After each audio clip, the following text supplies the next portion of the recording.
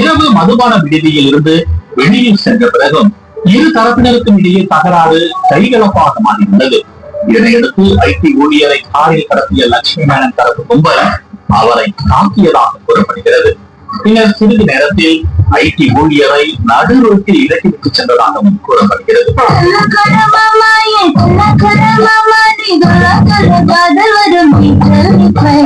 இது தொடர்பாக ஐடி ஊழியர் கொடுத்த புகாரில் தன்னை காரில் கடத்தி சென்று லட்சுமி மேனனும் மற்றும் அவரின் நண்பர்கள் 3 பேரும் தாக்குதல் நடத்தியதாக கூறியுள்ளார். இந்த புகார் தொடர்பாக விசாரணை நடத்தப்பட்ட நிலையில் லட்சுமி மேனனுடன் காரில் சென்ற அவரது நண்பர்கள் மீதும் அனீஷ் மற்றும் ஒரு பெண் உட்பட 3 பேரை போலீசார் கைது செய்துள்ளனர்.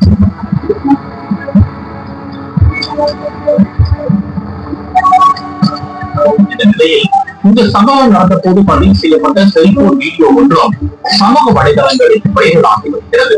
அதில் நடிகை லட்சுமி மேனன் தனது தோழியுடன் சேர்ந்து காரை வழிமறிப்பதும் காரில் இருந்தவரை தாக்குவதற்கு முயற்சிப்பது போன்றும் உள்ளது.